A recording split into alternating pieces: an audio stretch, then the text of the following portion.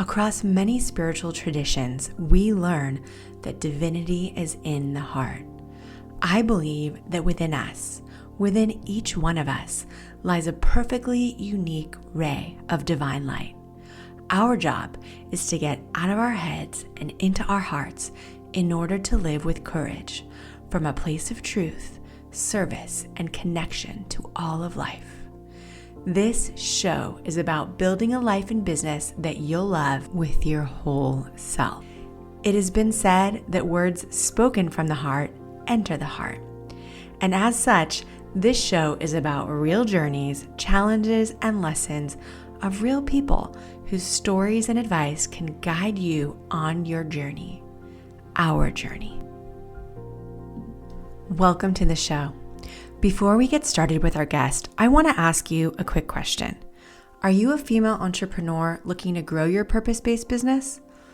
Could you benefit from support, inspiration, and accountability on your business building journey? I invite you to apply to my masterminding community. We are building real relationships in a space of trust. It is a breath of freedom, and I think you could really bring a lot and benefit a lot from the group.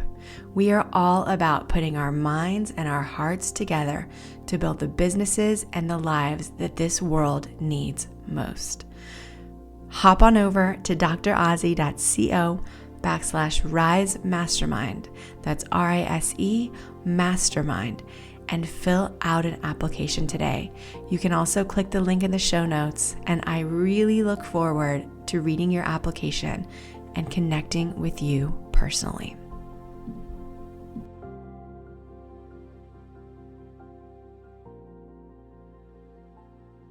All right, welcome everybody. I am so thrilled to welcome today's guest, my new Clubhouse bestie, as she calls me, Annie Ruggles. And Annie is here. She's tuning in from Chicago. For almost a decade, Annie has harnessed her Hulk-like, this is her bio, she wrote it, okay? Her Hulk-like disdain for hard sales, tacky self-promotion, and overly competitive sleazeballs as inspiration to help people find better ways to grow their small businesses. As the founder of the Non-Sleazy Sales Academy, she's guided hundreds of people toward making deeper connections, lasting impressions, and friendlier, more lucrative transactions and conversations. Today, we have Annie joining us. I'm so excited. We're going to talk all about selling with heart. How do we grow our impact, grow our businesses, and serve in bigger and more impactful ways and stay authentic? It's so good. It is so good. Welcome to the community, Annie. I'm so happy to have you here. Thanks, Dr. A. I'm delighted to be here. Hi, everybody. It's a joy to see you again. We had so much fun earlier today. Yeah, it's double us day, double bestie day. It's double us day, absolutely. And so, immediately when we met weeks back, I thought this is going to be the perfect conversation for the community because, I know that so many of us we have clarity on what we want to do, why we want to do it. But for some reason, when it comes time to communicate that, we don't have the strategies and we might not feel comfortable. And, it's so clear to me why not, because raise your hand if you were trained professionally in a discipline, but nobody ever taught you how to sell in that discipline or to market in that discipline, right? I meet therapists of all sorts and business people of all sorts who know their thing so well, but there's a missing piece. So we're here today to fill that missing piece and talk all about it. We're going to talk about where sales comes up, okay? Why it's so important, why it's so hard, and also what we can do about it, okay? So Annie, why don't we go ahead and start off talking about how you got into the sales for empaths and what are those particular challenges that you see so often?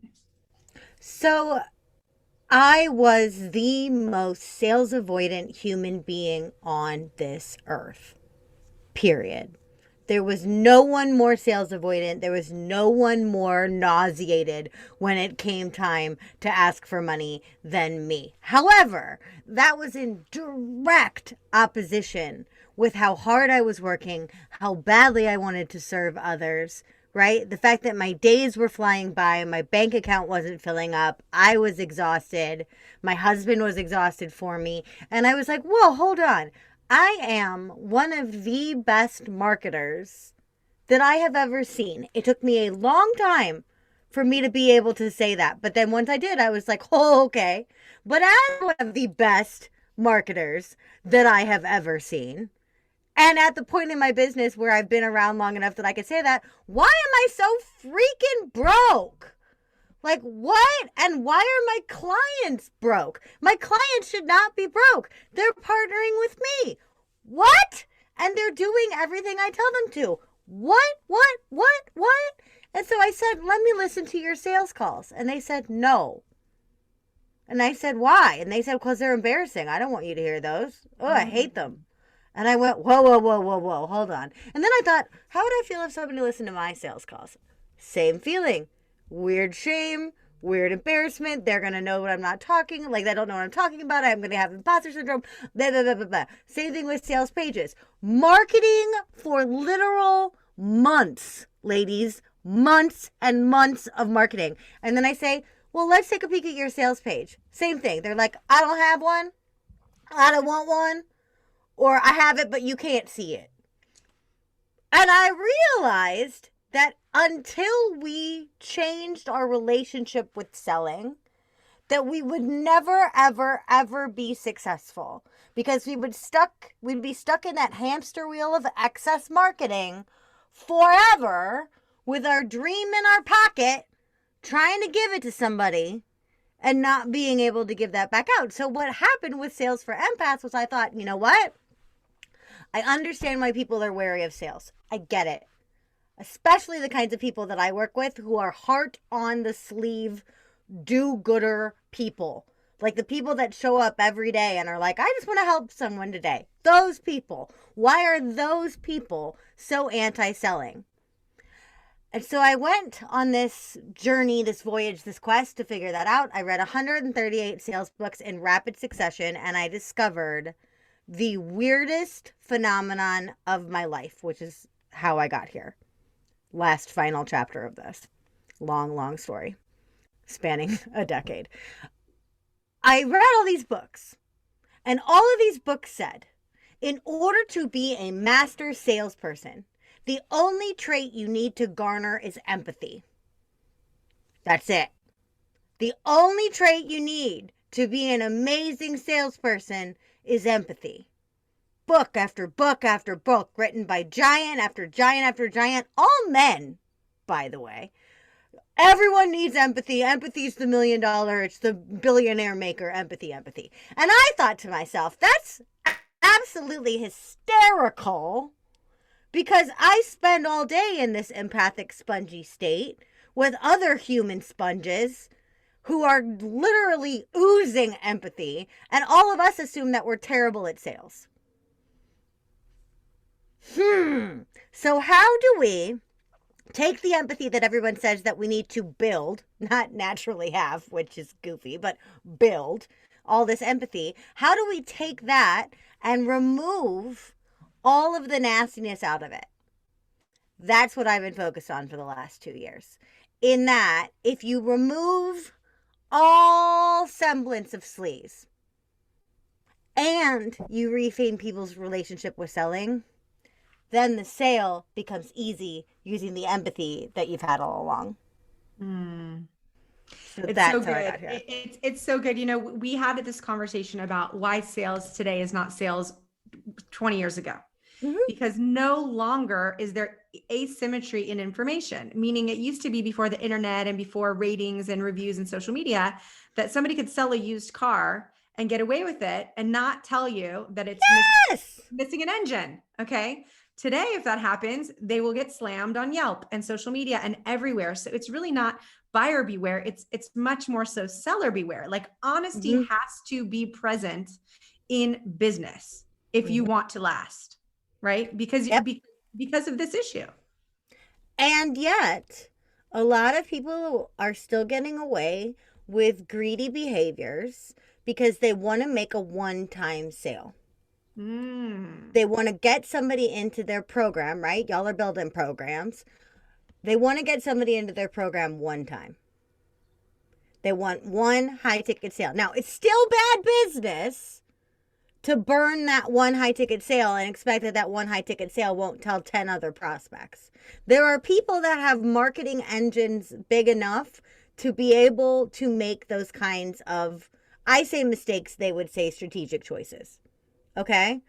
But one of the things that I see more and more is that if you treat someone at any price point, the highest of the high and the lowest of the low, if you never lose sight of the fact that the person that you're selling to is a human being or a spiritual being having a human experience, depending on how you define things, there's someone on the other end of that transaction. If you honor the person before, during, and after the Transaction.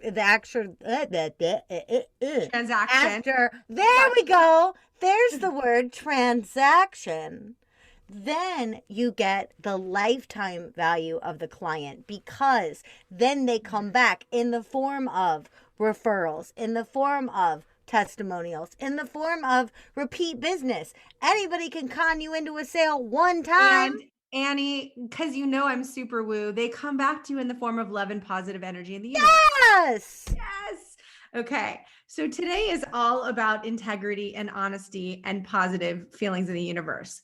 And so we're going to talk about strategies. What strategies do we know? What strategies do we need when we're going to do this? So we have all of these situations happening, and we're all going to be interacting with different ways with our clients, right? We have social media, we have sales pages. We have some of us are doing like the live launches, which are like the, if you remember back in the 1980s, does anybody's mom have a Tupperware party or like right? So that was the live launch before the internet. People would come to your house and they would bring Tupperware, and you'd get together and you'd eat like appetizers and hot drinks, and you'd buy Tupperware. So now we do that on the internet. We have challenges and retreats and live launches. So there's that. There's sales pages, there's emails, and then there are conversations with real people. Can we go back to the Tupperware? I would really like, I haven't been to one. I'm almost 37. I can only assume, but from what you see, like that method of selling just seems so nice, except for like the Jello with like the weird coleslaw in it. Okay, yes. Annie, here's the deal. If you come to Israel, I'll make you a Tupperware party. Okay. But no Jello molds. No Jello molds. Perfect. Yeah. So that's the thing. It's like you're getting people together. People knew they were going to the Tupperware parties to buy Tupperware. They wanted the Tupperware. People want your thing. But as Annie and I were discussing earlier, there's this process that goes on when people are especially choosing life-changing purchases. Okay. And purchases that cost money, or purchases they're not sure if they will be able to make the transformation. They might be sure about you. You're an expert, but they're not sure if they can do it. So Annie had such a brilliant way of explaining this. And she said, listen, she said, sales on a sales page or in a sales conversation, it's a coaching process. You're literally coaching people through their own resistance to change. Mm-hmm. And that's something that happens in the brain. The brain seeks homeostasis. It doesn't want change. It wants to stay the same. So you, as the person who's helping them through this process, helping them to buy the thing, you are holding their hand and coaching them. I loved how you explained that. So I'm curious if you can walk us through like the different scenarios, like what strategies do we need? How can we sort of like re-envision this, think about it differently, and make some changes to our processes in order to do that, to coach the people? So there's mental stuff and strategic stuff. And they're both really easy in their separate buckets, but you have to do both. So I'm going to ask all of you to commit to at least one of the mindset pieces and one of the strategic pieces. Because I promise in combination, that's where the magic happens. Okay? The first thing is understand that because you have been sold to badly. I usually say potty mouth words in this sentence, so let me say this in a very nice, sweet way. Because you've been sold to by people that are greedy, or by people that don't know better on how not to act greedy, we have it in our heads that that is what selling is. And that is reinforced all the time, every single time you yourself or someone you love or one of your clients is sold to badly. If all you are getting from the cosmos, from books and media and trainings and real life experience are negative examples of sales, then number one, sales avoidance is not your fault. It has been thrust upon you. Okay? But once you reframe it, if you carry that energy with you, then it does become your fault. So the fact that you have it is not your fault. Choosing to keep it will be your fault, because the number one definition, where the C's part between sleazy sales and non-sleazy sales. Sleazy sales will sell someone no matter what the person wants. They will sell them what the salesman wants them to buy. Okay? I'm going to sell you the most expensive car on the lot. I'm going to sell you today's special. I'm going to sell you what I'm launching at the price point. You can put it on a credit card, suck it up. Okay? That is sleazy selling. If you remove that barrier and you say there's a human being on the other end of this transaction, I said it right that time, or a person having a human, or a spiritual person having a human experience, if you know that they are there and you say, I am going to sell to this person if I am right for this person. No matter how much I want them to buy, I am only going to sell to them if we are a fit. Then already you're not going to hurt anybody by just saying, hey, this is the price for this thing. Which is really all that selling is. Okay? So forgive yourself for any sales avoidance you have had in the past. It is not your fault. It is a global pandemic like the one that we're in now. Okay? It's just awful. It's everywhere. Doesn't mean you have to continue it. That's number one. That's the reframe. Here's the kicker, and I'm going to double down on that. With the kind of transformations that you provide, whether you're launching a startup, a course, whatever it is, if you're marketing it that it's possible, if you're marketing it that the transformation is available to people, and then you don't let them buy it, you are hurting them more by withholding it than you're worried about hurting them selling it. Think about that. If you withhold it. Let's see if we can say that, let's say that one more time. If we don't let someone, right? If we don't give them the opportunity to buy something, we are hurting them more by denying them the opportunity. Yes. Let me explain it this way. Dr. A, what is one of your absolute favorite foods? Lettuce. Lettuce. Okay. That is not at all what I was expecting to come out of Dr. A's mouth. But then I didn't know if that would count as food. Nope. We are rolling with lettuce, which is going to make this example real weird, but here we go. Lettuce. Dr. A decides she's given up everything. She's going to be a lettuce farmer. Straight up lettuce farmer. And she knows, right? She knows that lettuce is an underappreciated vegetable. Okay? People treat it like a garnish. It's not a garnish. Good lettuce is amazing. So Dr. A has gone on to social media, her website, her circles, y'all, and been like, guess what? No more courses. It's all about the lettuce, baby. I'm going to change your relationship with lettuce. I'm going to transform your life through lettuce. Yes, lettuce all the time. And then Dr. A goes on social and is posting all these pictures of all this lettuce. Lettuce is so amazing. Lettuce is the greatest lettuce that ever was lettuce. Look at it. It's not spinach. It's not arugula. It's lettuce. Lettuce, lettuce, lettuce. And then she says, come, everyone, try this lettuce. And there is a parade sponsored by Dr. A leading up to the lettuce. And then the lettuce comes out. Dr. A's got one piece of lettuce under glass that no one can see or touch. Number one, we're all going to be real angry that we have been promised lettuce that we cannot eat. Number two, we are all going to be really disappointed because we're going to be hungry, like I just said. Number three, we're going to be mad at Dr. A. We're going to be like, hey, you said, come experience this magical, more than a garnished lettuce. Why won't you let us buy your lettuce? Why won't you let us buy the lettuce? Why won't you? It's maddening. It's maddening, especially if you get someone over what we were talking about at the beginning, which is over that resistance. Now, granted, I don't think a whole lot of people have a very strong aversion to lettuce. Some people may. I don't know. I used to be afraid of mayonnaise as a kid.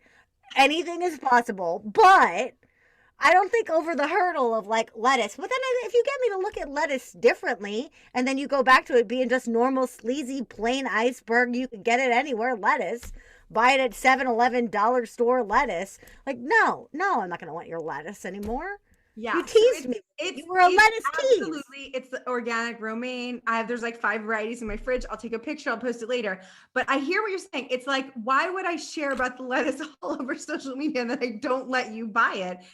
It's not nice. You don't even let them try it in its full capacity. You're not even saying, I'll sell you one stinking piece of lettuce to put on a sandwich.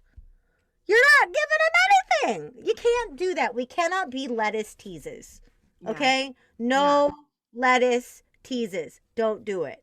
Instead, say, I have put all this time, all this energy, all this money, and all of this trust in myself, faith in myself, energy, my life. I have dedicated my life to lettuce. I'm going to let people buy that lettuce. You don't have to sell the lettuce disgustingly.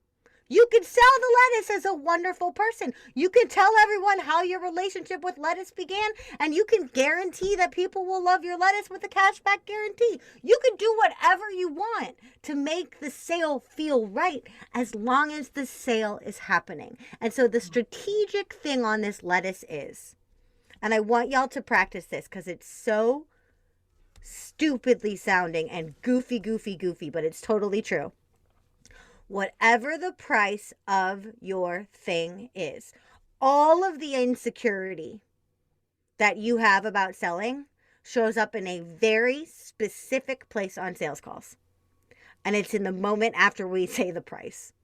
If we say the price at all. If we don't say the price at all, then you know you're really freaking out. Whoa.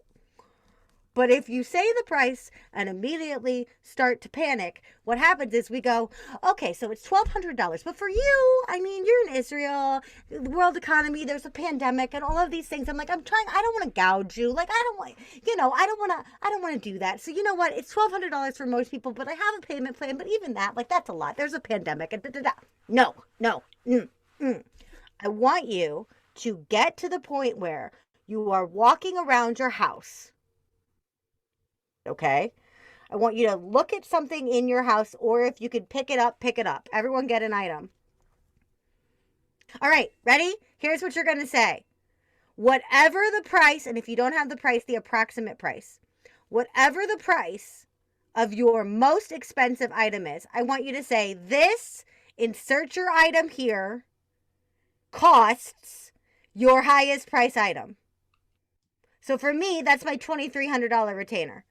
This pen costs $2,300. This Sharpie costs $2,300. This mug costs $2,300. My microphone costs $2,300. Say it over and over.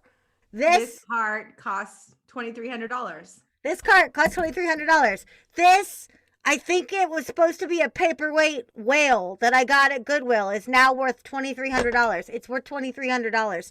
This is worth this empty can of LaCroix is worth $2,300. Just get the number into your mouth. As goofy as that is, get the number into your mouth, and then the only other part of the strategy you have to nail is practice. This is crazy, especially coming from me. and said with oodles and poodles of respect, but here we go. The final kicker to this transformation out of sales avoidance is say the price and then shut your beautiful mouths. As one of the loudest humans on this planet, I understand the irony of telling y'all to shut up. Okay? But shush. Shush it. Shush. How can anyone make a decision when you're babbling at them? They can't. So you're going to say, the cost for that program is $2,300. Then you're going to come up with a question to put it on them in a gentle way. I say, how does that land on you? You could try, does that work for you? How does that resonate with you? How does that resonate with you? How does that land on you? Is that about what you were expecting? Whatever it is, but it goes like this. Ready? Price, question that says you in relation to the price, and then you hush. And then you just hush. I've listened to hundreds of sales calls. I'm telling you, if I only could give every single one of those calls one piece of advice, it would be say the price and then hush. Okay, Annie, let's practice this together. Okay. Okay. So essentially, and I'm going to go with the number that you said $2,300, right? Okay, Annie, this is a heart. It's a really, really special heart. On the heart, it says magic is in you. Ooh. And it costs $2,300.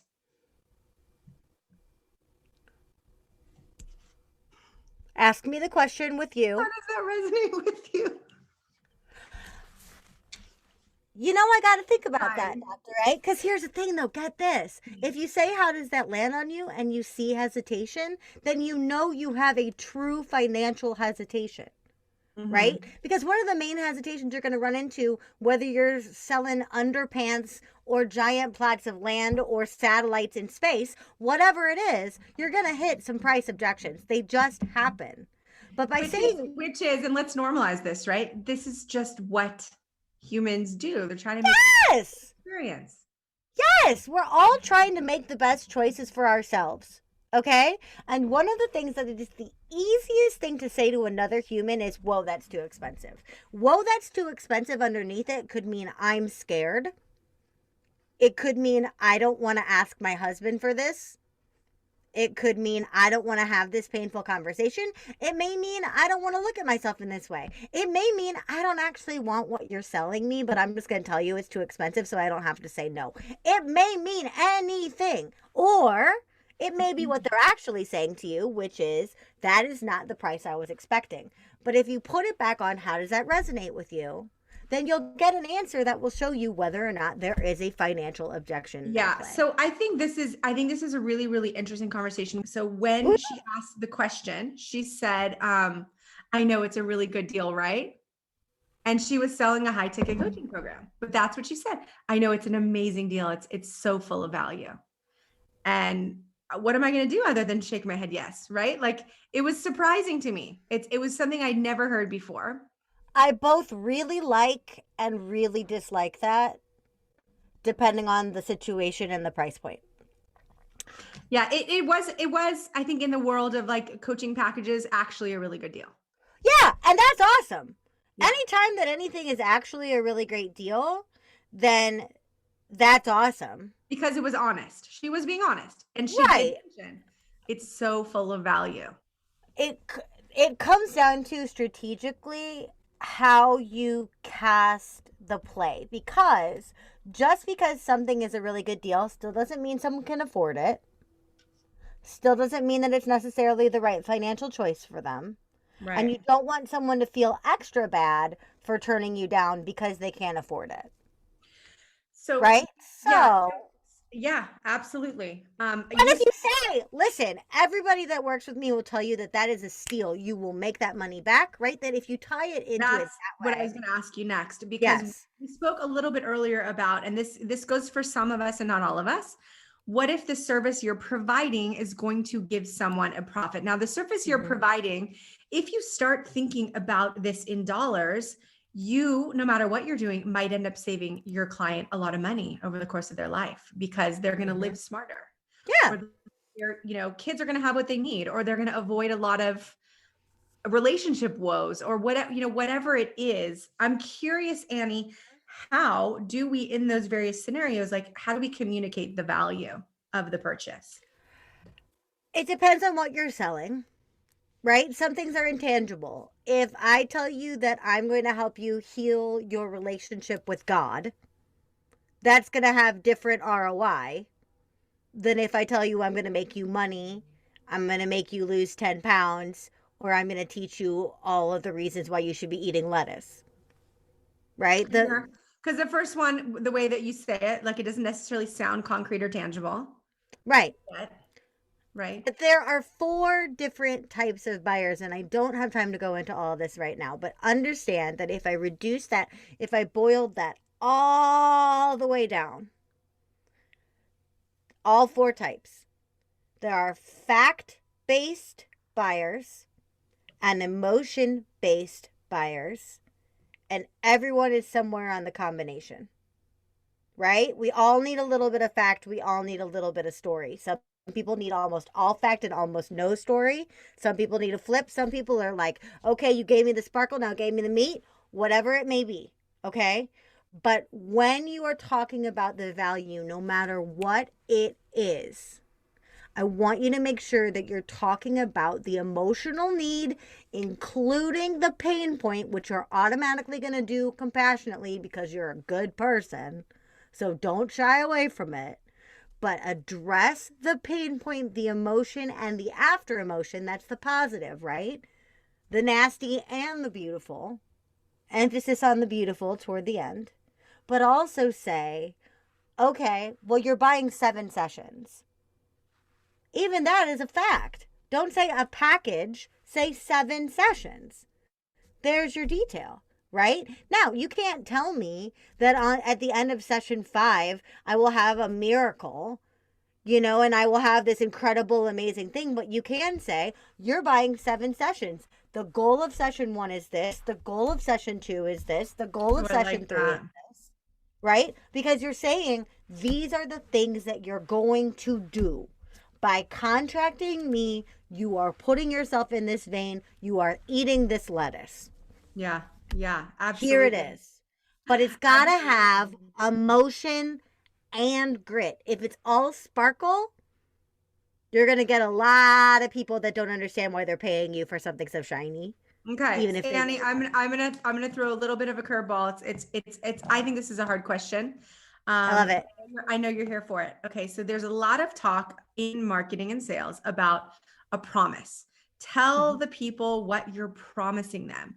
What are they going to walk away from? What are they going to walk away with? Are they going to finish your course on relationships and find their perfect match? Is that the promise?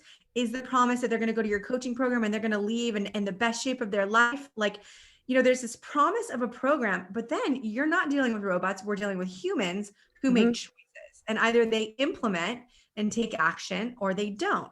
So how do we talk about the promise of a program? And I know you mentioned goals. You said the goal of the 7 sessions is this. You didn't say promise. So I'm curious, where are you at when it comes to like promising things in sales? I love to under promise and over deliver. Honestly, it's not the best or easiest marketing choice for short-term selling. Remember, I told you everybody could sell anything one time, right? But that's where a lot of the overpromising comes in. I like to say that at a minimum, if you go through my program, you will A, B, C, and D, which may result in E, F, G, and H, right? So if you do this, I'll use Sales for Empaths as an example. If you take my program, you will learn how to handle objections. You will learn how to close sales, how to follow up, how to deal with no's, how to deal with maybes. That's in curriculum. You will learn that if you show up and you watch the videos, guaranteed. Boom. But if you apply the things you learned, then you, like the customers before you, that have taken this course, this program, this thing, or my clients before you if the program is new, or me in my own life if you're starting off with yourself, right? If you apply these lessons, Yeah. then you very well could also experience things that your clients have experienced, which Yeah. is why I love testimonials I like so much. And it's interesting because in the course creation program in Legacy Lab, we practice on the very first lesson is one conversation, one person, one idea. And so you finish with a testimonial, right? Mm-hmm. So then you can say, if you implement the thing and be able to Mm-hmm. have more creative ideas or make more creative things. Okay, I like this a lot. We got a lot of questions. All right, we got a sale. Next one is really, really good because it's all about selling in a message. Selling in a WhatsApp message, selling in an Instagram story, text, Facebook Messenger. We're all doing this thing. So let's talk about that. So the question is, what if you're typing or have typed the price instead of saying it? What if you aren't saying the price but typing on a message? You see that you can help people, but there's always a piece of you that wonders, like, well, what if it, what if it doesn't work? I say this all the time. If you get nervous in sales situations, awesome. Good for you. Because you care. Because you care. Because you're worried about whether or not what you're selling is right for the person you're selling it to. Amazing. Yeah. Congratulations. You get a big checkbox in the box that says, is this a good person? Check. If you're nervous, check. Okay, cool, great. Okay, we have another question about true financial hesitation. So this is, really helping people in vulnerable situations. Mm-hmm. Should you automatically offer a discount that you as the seller and they as the buyer can live with, mm-hmm. or do you dig in your heels? Figure out where the true bar of resentment is. And I don't say bar of resentment with any judgment, because even the most saintly, wonderful human has some price that is too low for them to offer it without hurting themselves. Okay? So figure bar of resentment. Bar of resentment. Meaning, how far could you lower your price before? Because you don't want to be working with someone who you would be resenting. When you get a true financial objection, and a payment plan will not help. 9 times out of 10, a payment plan will save it. I offer a 12 payment plan for a program under $500. People think I am cuckoo bananas, right? But I make it happen. I make it work. It's okay. But for you, because these are serious issues that people understand that they should invest in, right? Then I would say, I want to work with a select number of clients at this rate. But keep a bank in your head of time and money. This is critically important. Okay? So for my mind, the way that I keep track of this is I have one of those fundraising thermometers that they fill in with the red marker to see how much more money they need to keep making. I'm going to say, I'm going to take 20 discounted hours this month. I'm at 19. I got to wait for them to ask for next month. Not too long, not for a year, but I got to wait for them to ask for next month. I don't have the bandwidth. Or I'm going to donate up to $2,000 of loss per quarter so that I'm not hurting myself. And then based on time and money, which is your own boundary, and what you need to receive in order to not burn yourself out or abuse yourself in the process of serving others, which we have all done, right? Is if I offer them this price and they cannot meet that price, I will load them up with resources. I will refer them to other people. I will this, I will that, I will this, but I cannot take 1 penny less than this. Knowing ahead of time what that number is, and this is for every single one of you, knowing ahead of time where that number is going to save you the pain of having to try to come up with it in the moment and either sacrificing too much of yourself or making the other person feel real nasty. Yeah, this is really good. Building it into your business plan, whatever the thing is. I have 2 questions. Okay, so yes. The first one is about Can you offer added value rather than lowering the price? Like, meaning, oh, I also have a support group. You can join that as a bonus. Or I also have an amazing course that I'm going to give you. Or where are you at with that? Yeah. I will always listen. In dire financial straits, you are going to want to work with that person. My default will always be see if there's a payment plan possibility and know where the bar of resentment bottom line is. Okay? Beyond that. That's always going to be that one. But if there's not a dire financial objection and you want to do something like have a launch or have a birthday party for yourself or spin a oh, it's not in here. My prize wheel. I have a prize wheel, y'all. An actual prize wheel. Like, if I just want to spin my prize wheel, every single thing on that prize wheel is an addition to my program. None of it says 5% off, 10% off, 20% off. None of it says that. It says free 45-minute session with me. Right? It says additions, additions, additions, additions. Anytime you can offer someone more, do that. Would you rather save 10% on ice cream or get another scoop of ice cream? Such wisdom, such wisdom. Annie P. Ruggles, thank you so much for joining us. This has been such an amazing hour. It flew by. I was laughing most of the time and learning. That was a whole hour? Seriously rare crazy combination. Annie, thank you so much. It's just been absolutely incredible having you here. Yes. My pleasure. As we stay in the States, don't be a stranger. Thank you so much for being here and thank you for listening. What was one takeaway that you heard from the show today? Can you think of somebody else who would benefit from learning that? I invite you to teach that takeaway to one person. One of the greatest ways to learn is to teach. You can message someone and share the idea, or even better, send them a link to listen to this episode. You're going to go ahead and provide them with the help that they need, and you're also helping this show, helping me to reach more people with this message. So go ahead and share it with a friend, and if you want to share this on social, you can tag me. I'm Azi.Jankovic on Instagram, and if you tag me in your stories, I will reshare it, and I will also send you a little something as a thank you. It means so much to me that you spend your time here, and I want to make this show as helpful for you as possible. So I also invite you to reach out to me and let me know what you're going through. What challenges do you have? What questions do you have?